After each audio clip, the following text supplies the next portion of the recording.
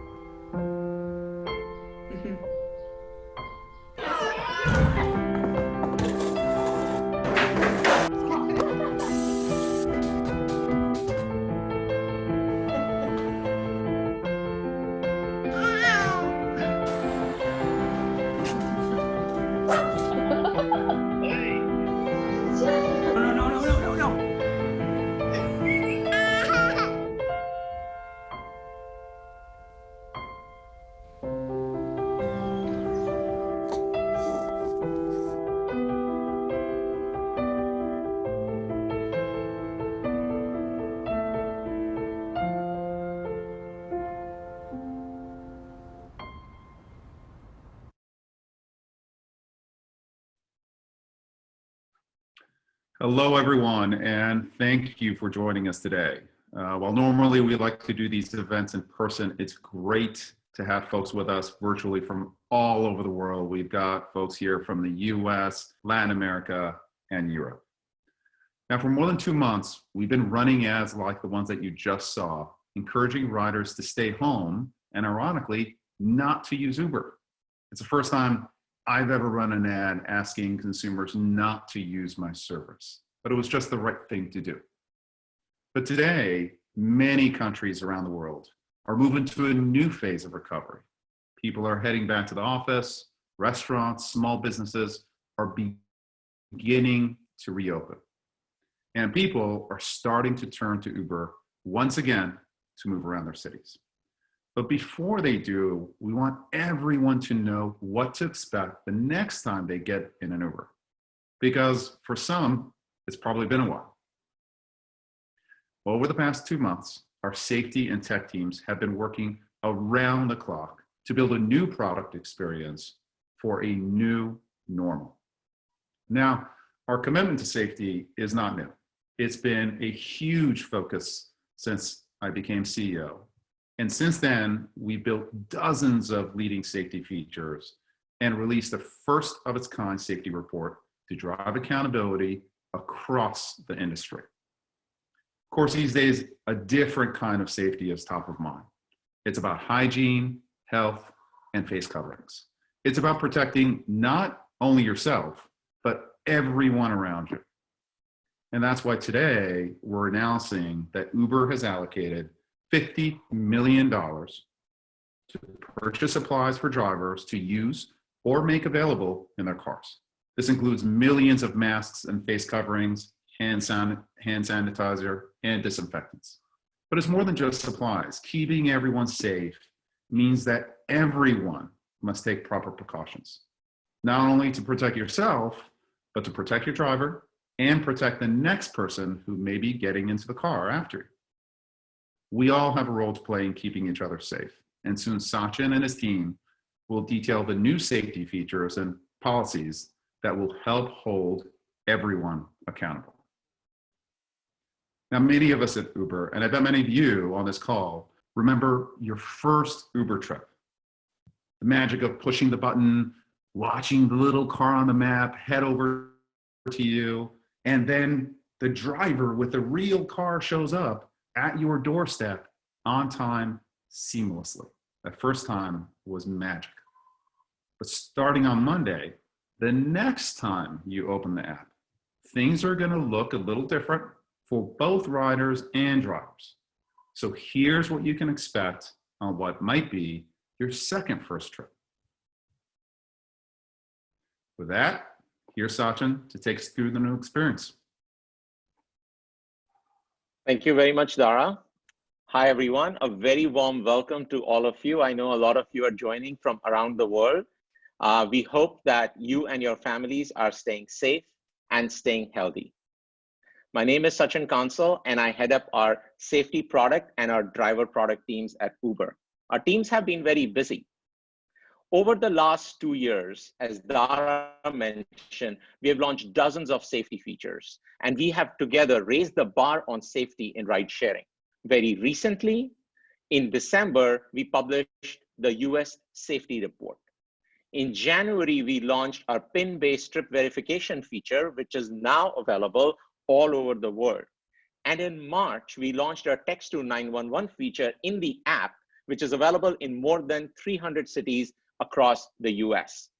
But March is when everything changed. And some of the teams who were working on these features have been redeployed to focus on our COVID-19 response. And just like you, we're doing it from home. We are working really, really hard to figure out what does safety look like for that Uber trip in the future. You can see here some of our product managers, designers, our engineers, our operations folks, all the way from San Francisco to Sao Paulo. And of course, all of this work is interrupted by sometimes those unpredictable family moments that all of us have. We are all so fortunate to be able to work from home, to be able to do our jobs this way. But we think a lot about people who are not able to work from home, whether they are our healthcare professionals, or emergency providers and first responders, and millions of other essential workers who keep our world running. Or they are drivers who are transporting those essential workers in our cities, and delivery people who are getting our food delivered to our homes where we live safely. Their work has never been more essential.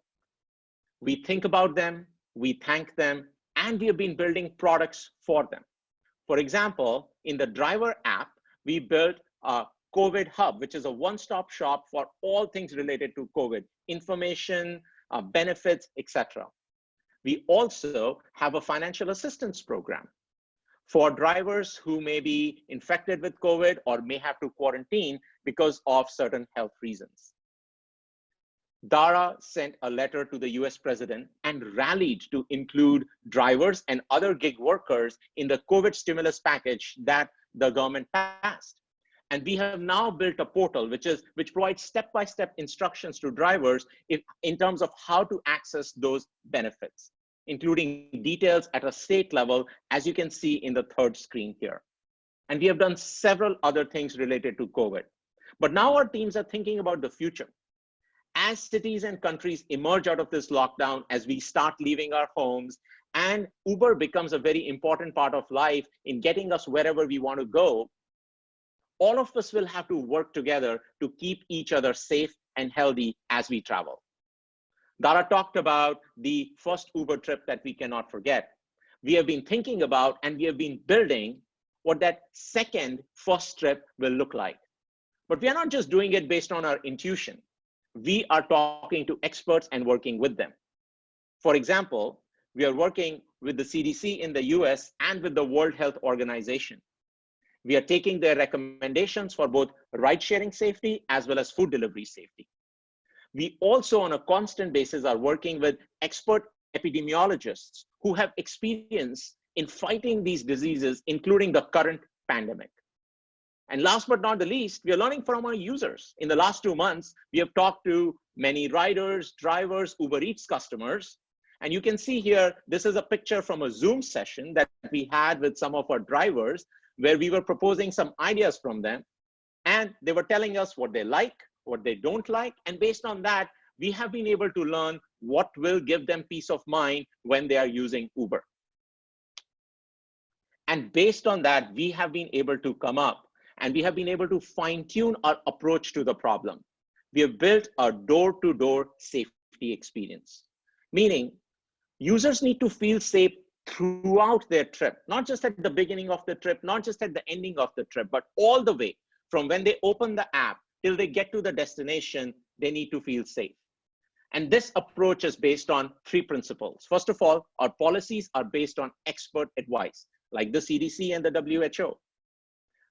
We believe in accountability for all. This is not a problem that can only be solved by the drivers or only can be solved by the riders. It is everyone's responsibility. And then finally, technology. The technology and the tools that we have built are flexible and adaptable. So we can change them, we can remove them if needed, we can reintroduce them. And that's because the problem that we are dealing with, it varies by geography. And it is going to evolve over time, which means that we need to evolve our solution along with that. But rather than just talking about it, why don't we take a look? Take a look at what an Uber ride could be like in a few days from now. We're going to start with the driver side because you need to have drivers online in order for the riders to be able to get a trip. And in order to do that, I'm going to actually switch over from the slides to my phone. So give me just one moment as I do the switch over. All right.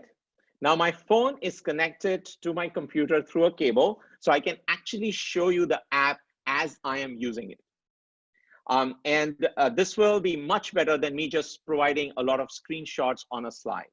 Now, this is happening over Zoom, so there may be a little bit of lagginess as I use the app, but fingers crossed that the demo gods will be on our side today.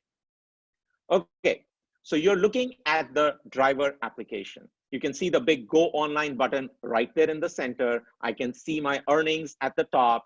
And on the top left, I have access to the menu and several features. I can tap on that. I have access to the COVID hub that we talked about earlier, which is my one-stop shop for all things COVID. These are the resources that the drivers have access to today.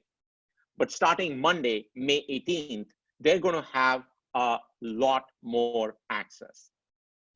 Because we are talking about all of us working together to keep ourselves safe, it's important for us to be educated about health and safety. So we have built several education modules. One of them I can see at the bottom of the screen, which says, watch video, how to wear a face cover or mask. I'm going to tap on that. I can see more details. Yes, indeed, there is a right way to wear a mask and there's a wrong way to wear a mask. And we want to make sure that our users know the right way to wear a mask. So I'm going to hit watch now.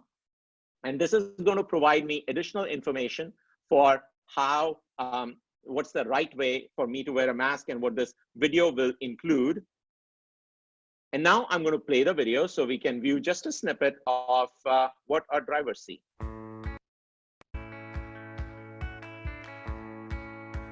Start by cleaning your hands with soap and water or an alcohol-based hand sanitizer.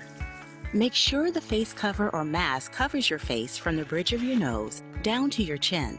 For mask with a metal strip, pinch down to the shape of your nose. Avoid touching your face while wearing it. To remove, carefully take off by the straps. Do not touch the face cover or mask. If you are using a mask and have a replacement mask ready, discard your current mask immediately. If you do not have a replacement mask ready, keep your current mask in a clean, breathable container such as a paper bag between uses, or until you are able to get a new mask. If you are wearing a cloth face cover, wash regularly after use. Clean your hands again with soap and water or alcohol-based hand sanitizer. Remember that wearing a face cover or mask doesn't replace the other important safety measures recommended by public health authorities, like hand washing, avoiding touching your face, physical distancing, cough and sneeze etiquette, and staying home when ill. Thanks for helping keep your community and yourself safe. There you go. As a driver, I'm able to watch that video as many times as I want. We have also created other videos. For example, how do I disinfect my vehicle? And we have built these videos with expert advice from the CDC and other public health authorities. Okay, now that I have seen that, I would like to go online. I would like to start my day. I would like to start getting some trips. So I hit the go button to go online. But it tells me I'm unable to go online. There is an action required.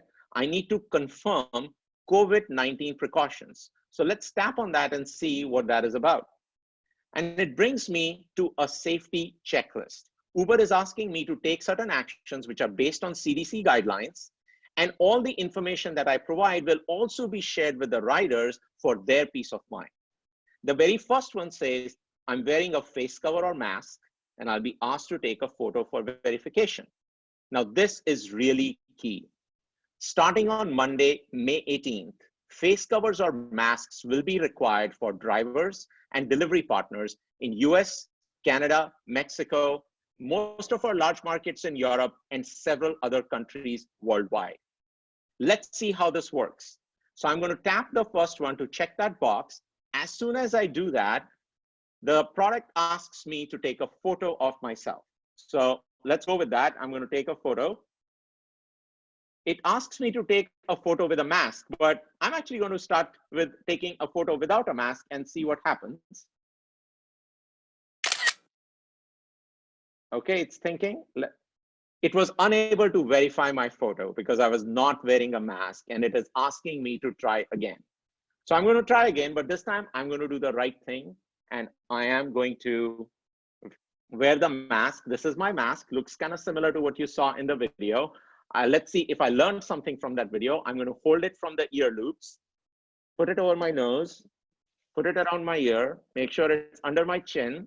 Okay, I'm satisfied. Now let's take another picture. Try again. Fit myself in the oval.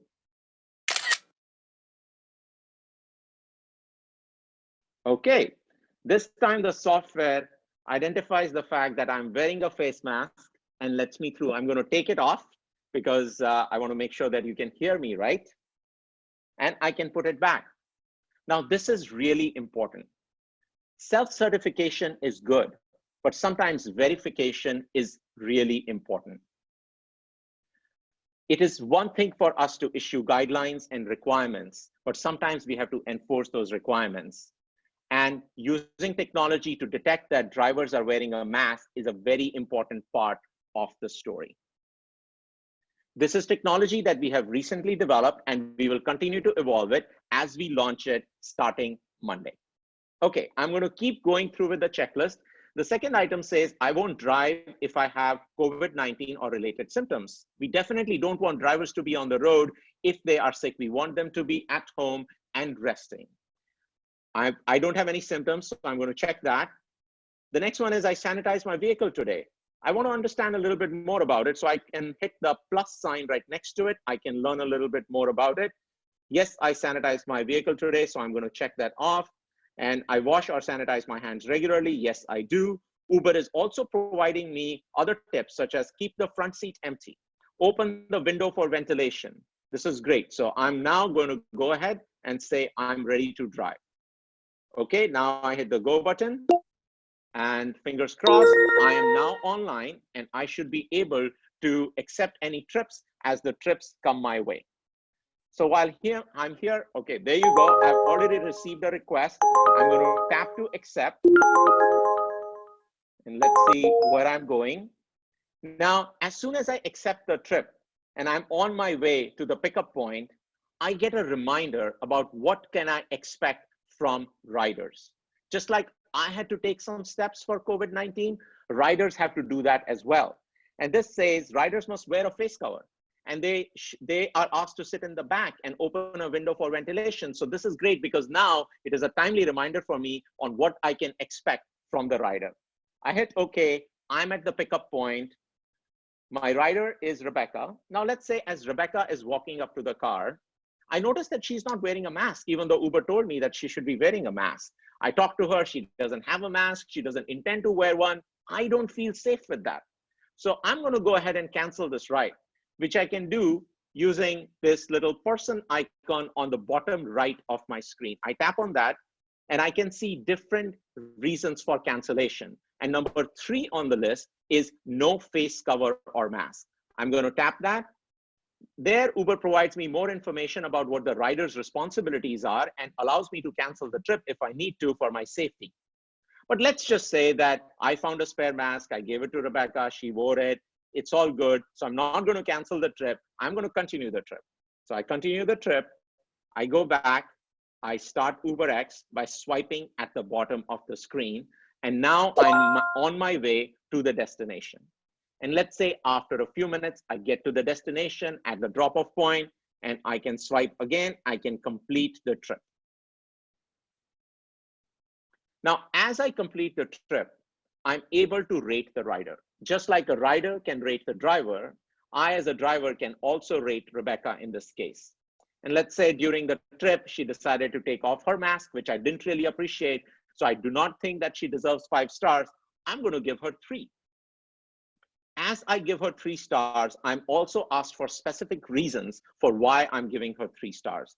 And in addition to the reasons that we have always had, we have added a new one called no face cover or mask. I can select that and I can submit this rating. And Uber gets feedback from me. And Uber will send me a message back. So I can go again to the menu at the top left, go to inbox, and I can go look at this message from Uber, which tells me that your feedback makes us better. Thanks for submitting this feedback. And Uber will also reach out to the rider and inform them about the requirements of being on the Uber platform. And if we notice that the riders are repeat violators and they are time and time again not following the regulations or not following the necessary policies, we can take further action and we can take them off the platform as well. So now I'm going to go back. Here you're looking at the end-to-end driver experience that we just saw. Safety is important for us, not just in the beginning or one time. It's a key part of the entire journey for the driver, all the way from when they go online, when they accept a trip, and when they drop off the passenger at their destination. Accountability from both sides is very, very important. So this is what I see as a driver. Now, the next question is, what does the rider see? And for that, I'm going to hand it over to my rider, Rebecca, who also happens to be one of the product managers leading these products. Over to Rebecca. Thanks, Sachin, and thank you everyone for joining us this morning, or whatever time it is for you in the world. So I'm normally a regular Uber user, but I actually haven't taken a trip since the beginning of March when shelter in place started in San Francisco. I've always known what to expect when I request a ride with Uber, but this really does feel like a second first trip for me. And I know many will be wondering what it will be like to ride in an Uber as we reemerge to this new normal. So I've got my phone here, and if you'll give me a minute to share my screen, we'll walk through the rider experience. All right, you are seeing my phone screen, so I'm going to open the Uber app. And the first thing I see here is a message that we're in this together, and it lets me know that drivers and riders are now required to wear face covers. This is a screen that all riders will see when they return to the Uber platform. So I can click here to learn more, and that takes me to a COVID-19 information hub where I can learn more about Uber's policies. So I'm going to close out of that and go back to the request screen. And let's say that shelter in place has ended and I'm ready to go back to the office. So I'm going to click where to request a ride, and I'm going to type in work. And on the product list, you'll notice that Uber Pool is not on this list. And that's because a couple months ago, we made the announcement that we were suspending Uber Pool in order to promote social distancing. But we're now making the change to promote physical distance on all ride types. So you'll notice next to Ubereats the number 3. And that's to signify that 3 passengers are allowed on this trip, as opposed to the typical 4. Since Uber is advising riders to no longer sit in the front seat, this means every ride will have 1 less seat available. So I'm going to request my Ubereats, confirm my pickup, and then I'm seeing this new screen. So this is something that all riders will start to see on May 18th, and let's go through the content together. It's asking me to please follow any local government orders about COVID-19 and to take the following actions. So I shouldn't ride if I have COVID-19 or related symptoms. I need to wear a face cover or mask. I should wash and sanitize my hands before and after the trip. And I'm told to sit in the back seat and open a window if possible. Only if I agree to all of these items can I then complete my request. So I agree to everything. I have my mask right here, ready to go. And so I hit agree and ride. And only after that does the system start looking for a driver for me. So as I mentioned, that screen that we just saw will start showing to riders before every trip request. We wanted to show this before a request so riders had time to read and take in the guidance and take it on before getting into the vehicle. And we wanted to show it on every ride to make sure that riders are consistently reminded of the expectations for that particular trip. So now I've been matched with Sachin, and at the bottom of the screen, I see this message, which says, your driver stated they're wearing a face cover. Now, this is actually based on the fact that Sachin, on his checklist, checked the item to say he was wearing a face cover and went through the verification. I can click here to learn more about the actions that Sachin is taking for his and my safety. So just the same way that Sachin could cancel on a rider if they weren't wearing a mask, I can always do the same. I just scroll down in my trip details and I can hit the cancel button here. I can let Uber know the reason for the cancellation, and Uber will use that information to educate the driver and make sure they're following Uber's guidance and policies. But we saw Sachin put on his mask, so I'm not going to cancel. I'll hit no there. And I can get in the car now and the trip can start. So once the trip starts, my screen changes, and you can see at the top here a link to that COVID-19 hub that we went to in the beginning. So I have easy access when I'm on a trip. I also want, if I want to access it when I'm not on a trip, can always go to my menu in the top left and see COVID-19 at the top, just there. So my trip is proceeding. I'm getting close to the destination. It was a very short ride. And as we get to the destination and Sachin ends the trip, I will get the familiar rating and tipping experience that we're all used to. So I'll just wait for that to pop up. Perfect. So instead of the normal 5 stars that I would give to Sachin, let's say he took his mask off during the trip, I'm going to rate him less than 5 stars so that I can report that he did not have a face mask or a face cover. Same way that he had the ability to give me feedback on our. So I will select no face cover or mask, then I can click done to submit. So once I submit that information, I will receive a message from Uber thanking me for my feedback. And the driver will receive education and guidance as well to make sure that they're following Uber policies. Same way on the rider side, if we get multiple reports about an individual driver, we can take action, including removal from the platform. As you've now seen, the health and hygiene of the Uber platform is a shared responsibility between all users. And that accountability goes both ways, starting from when you open the app through to when you exit the vehicle.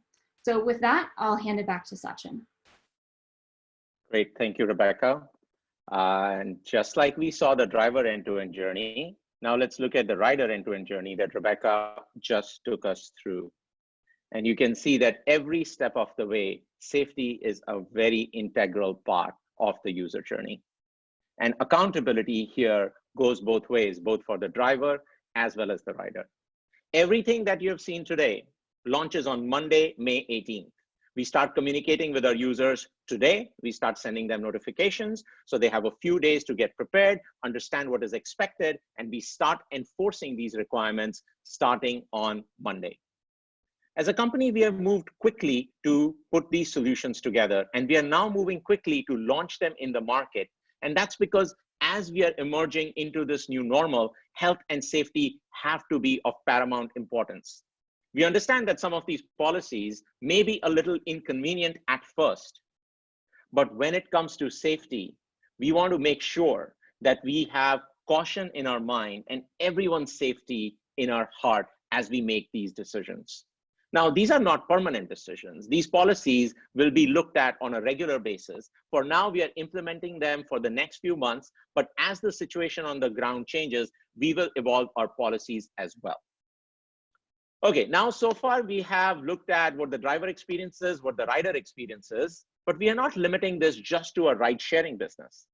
We also want to make sure we set certain safety standards for Ubereats. For example, the couriers or the delivery partners, they have to go through the same safety checklist that drivers have to go to as well. And Ubereats customers can rate them at the end of the delivery. For example, if they're not wearing a mask, they will be able to provide us that feedback. One of the first things we did when this crisis hit was we enabled completely contactless deliveries through our Leave at Door feature. Customers can opt into that. And let's say if customers opt into that, but delivery people were not adhering to it, they can provide us feedback. They can pick a tag called had to meet on the second screenshot. And that way we know that couriers are not necessarily following the leave at door policy, and we can educate them and make sure they understand how this works. Now, Uber Eats is a three-sided marketplace. So there's a third entity in the mix, which is the restaurant. Couriers go to the restaurant to pick up food, and sometimes they are waiting there for some time in order to pick up the food. And when they are waiting there, we want to send them a message like you see on the screen: maintain space from others while you wait. And if they feel that the pickup experience at that restaurant is really less than ideal, they can provide us that feedback. So on the second screen, they've selected no social distancing and could not sanitize hands. That's great feedback that we can then provide to the restaurant partner, and they can improve things. But this feedback goes both ways. Our restaurant partners or the staff at the restaurant may realize that drivers are not following the policies. If they're not wearing a mask, they can provide us feedback as well. So these feedback loops between all the parties are extremely important for us to maintain safety. Now, what about the Eats customers and the restaurant? Uber Eats customers want to know that the restaurants are following certain safety guidelines. So as COVID started, as the pandemic spread, we sent posters to all our restaurant partners in the US so that we could educate them on safety guidelines. Also, restaurants are able to provide information within their portal about what safety practices they are following. And we can reflect that in the app that the Uber customers use, so they know what the restaurants are doing for food safety and hygiene. Our goal here is to keep everyone safe: Uber Eats customers, the couriers, as well as the staff at the restaurant. And all of them have to hold themselves accountable for their safety. But we understand that accountability starts with us, with Uber, and we take that very seriously. While we are very proud of all the features that we have implemented in app, we know that we needed to do more. So starting in early March, we started placing orders for health and safety supplies that we could provide to our drivers and delivery people. As Dara mentioned, we have committed $50 million to purchasing these supplies, including masks, including disinfectant wipes, hand sanitizers, and many more.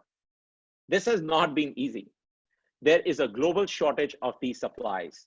Hospitals obviously take priority, as they should. Store shelves are empty. Custom laws keep changing.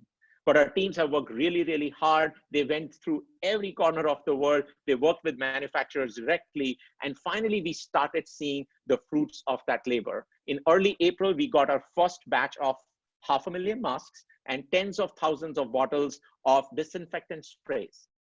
And now we are making a lot of progress. We have been able to acquire about 20 million masks, more than 20 million masks, and we have already distributed about 5 million of those.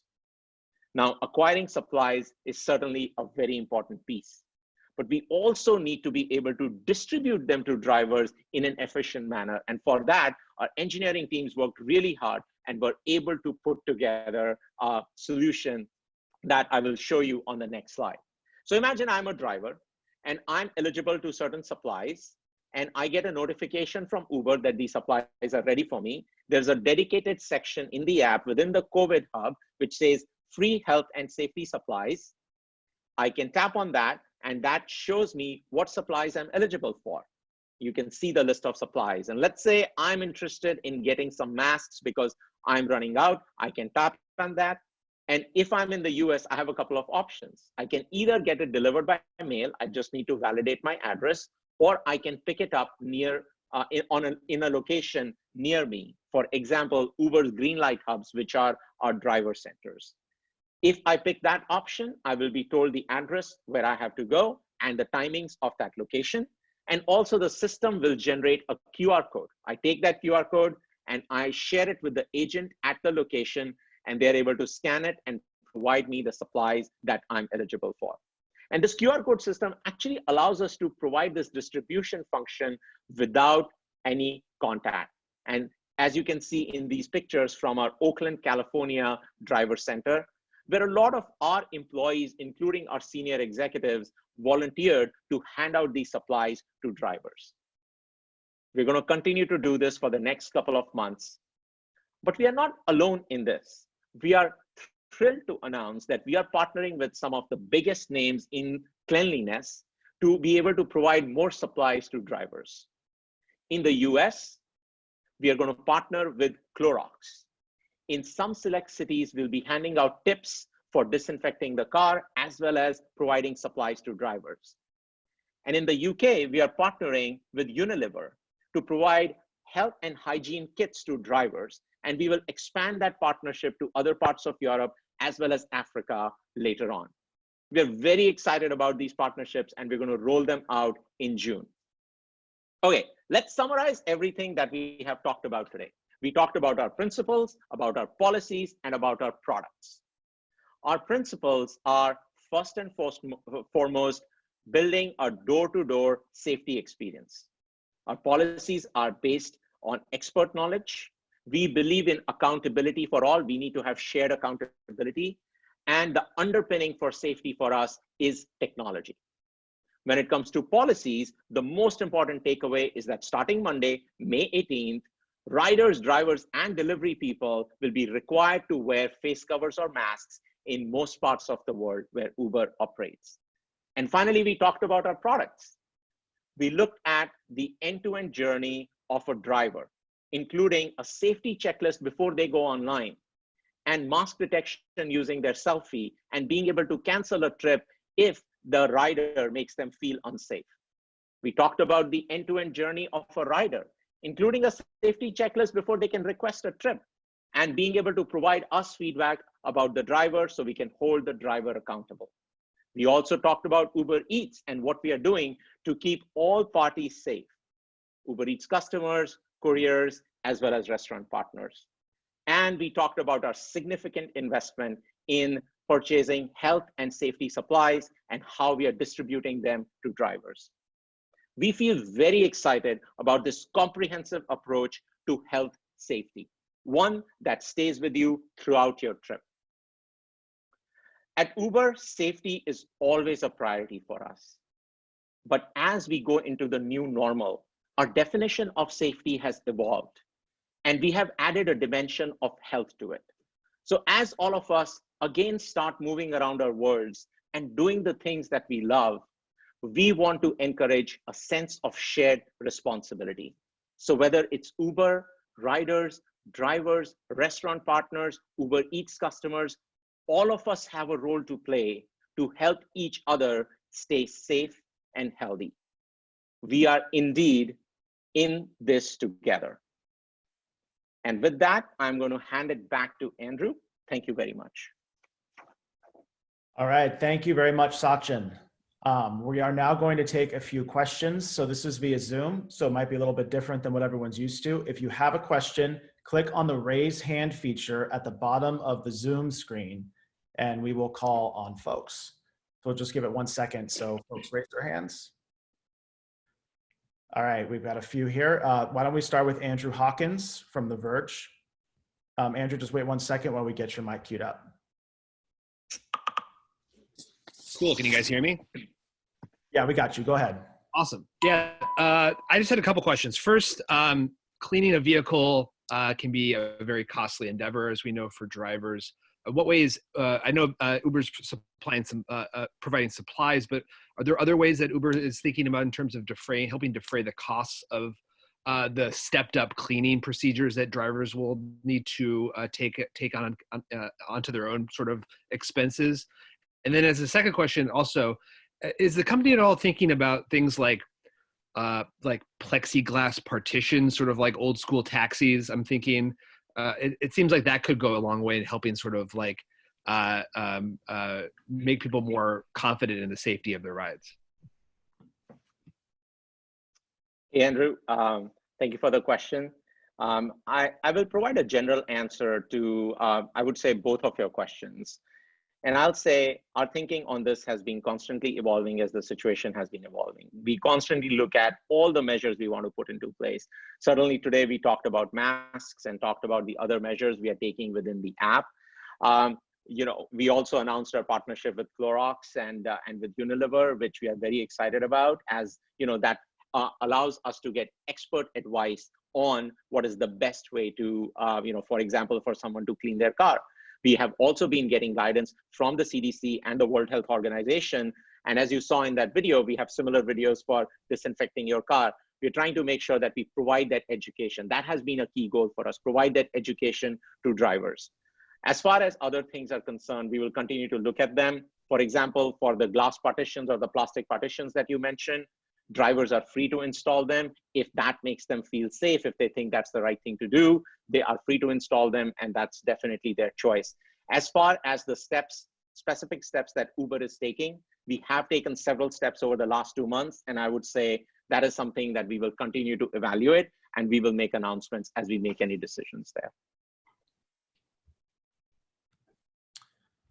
Okay, next question we'll do Kate Conger from the New York Times. Kate, go ahead.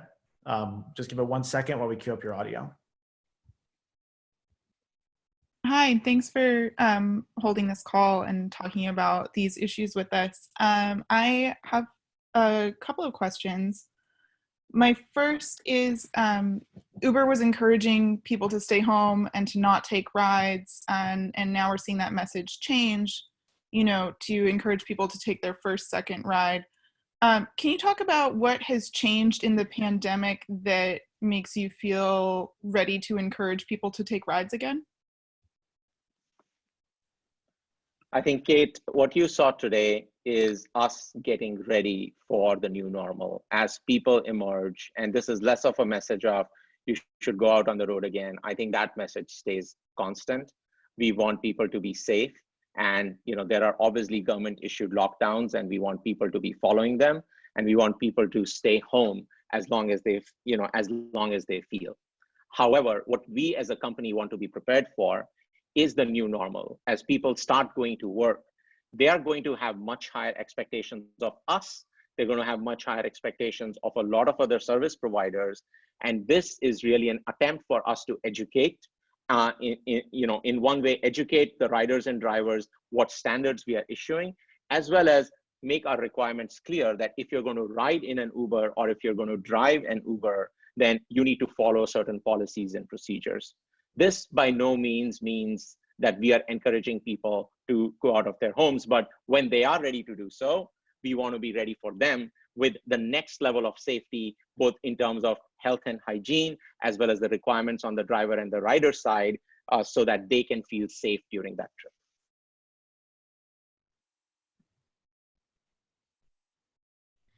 Great, thank you for the question, Kate. We will go international for a question real quick. Tygo from Brazil, do you want to ask Sachin a question?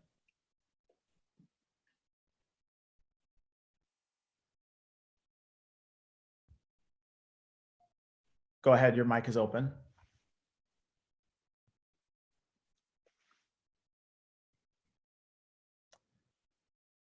All right, looks like we're having. I'm sorry. My phone was muted.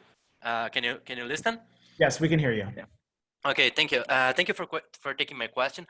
I wanted to know, why did you choose to submit only the drivers to this facial check when it's regarding to the mask use and not the riders as well? Diego, that's a great question. So today we have an existing feature called real-time ID check, where we ask drivers to take a selfie, and we use that selfie to verify that the person who's driving is indeed the same driver who signed up to drive with us. So we have a framework today on the driver side where this functionality made it easier for us to implement. We do not have a similar framework on the rider side, and it was one of our goals to launch this as fast as possible. So that is one of the reasons that you're seeing us do that on the driver side. Now, that said, as you saw in the entire end-to-end journey that we laid out, it is extremely important for us to make sure that riders are also following the policies that we have laid out. So we provide multiple avenues for drivers to be able to either cancel the trip if the rider is not wearing a mask, or provide us feedback at the end of the trip if whether they were not wearing a mask or there was some other violation of the policy. And if we see that riders are repeating that behavior, we will take action, including potentially taking them off the platform. So accountability is something that is very critical for us. The specific verification is a matter of the technology that we have available today on the driver's side. All right, we'll do 2 more questions and then we're approaching 10:15 and we'll have to end the show. Danielle, why don't you go ahead and ask your question? Your mic should be open shortly. Hi guys, can you guys hear me? Yes, we got you. Wonderful. Hi Sachin, thank you so much for taking my question. It's sort of a 2-parter but related. I'm interested in why you guys chose to allow 3 people in the car, even though you're not allowing somebody in the front seat. It seems like 3 people in a back seat would be quite close to each other. And then the second part of that question is related to having less people in a car, similar to your Uber Pool and everything else, canceling Uber Pool. How does this affect the profitability of your rides when you have less people taking in a car per trip?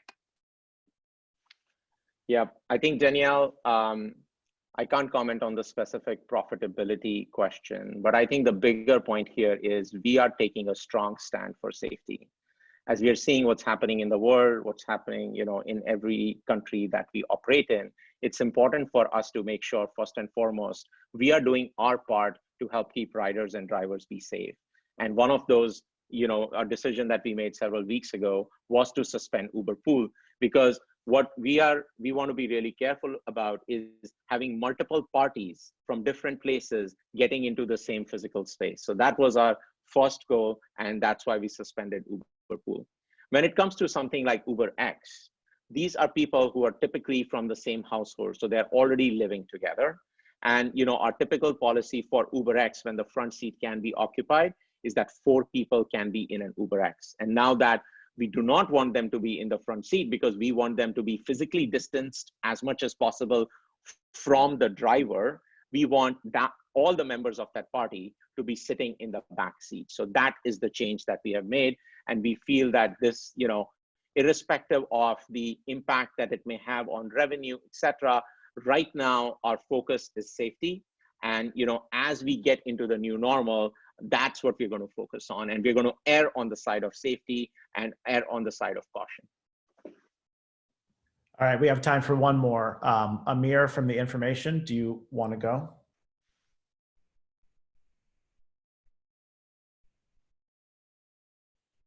Oops, Amir, are you still there? Oh, sorry, can you hear me now? Yeah, we got you. Just a quick follow-up on the question about verification of the mask. So were you saying that you would implement that requirement for riders, or is that a little too much friction? And the second question is, I saw the best practices of rolling down windows. Is that something that could become a requirement? Is that something that's seen as incredibly effective, and any reason why it's not a requirement in the cases where it is possible to do? Yeah, Amir, so it is definitely a recommendation, and this is expert advice coming from the CDC and the WHO as well, which is why we have made sure that we communicate that to the riders as well as to the drivers. We have not made it a policy because we understand there may be some circumstances where rolling down the window may not be possible for weather reasons, whether it's too cold, too hot. We want to make sure that the rider and the driver have some choice in the matter, but in general, it is best practice for them to leave the window open. As far as the policies are concerned, we will see an evolution of them. I think we are taking a certain stand today, and we are definitely making sure that face covers and masks are required. Anything else that we may issue, we certainly want to continue with the recommendations and education, but we want to be sensitive to other situations where implementing it as a policy may not be the right step at this point. As far as your question about the verification on the rider side is concerned, that's absolutely something we'll be looking at. As I mentioned, what is most important for us is the accountability on both sides. And we have done a lot of work to make sure that there is accountability. So upfront, we want to make sure both the parties understand what are the expectations from the other party. Not just that I see that if I'm a rider, I see the checklist that I'm responsible for. I also see what the driver is responsible for, which then allows me to either cancel my ride, or it allows me to provide feedback to Uber. And we want that feedback loop to really be a strong indicator of how a particular person is performing, and then if we need to take certain action. So we'll be looking at the results of that, and we'll continue to look at any possibilities of implementing that on the rider side as well. So, TBD. All right. Thank you everyone for joining. We really appreciate it. We are open to answering more questions. Just feel free to email your Uber POC and we will get your questions answered. Also, the blog post is now live, so feel free to use that. And thank you all for attending, and we will all be in touch soon. We very much appreciate you being here.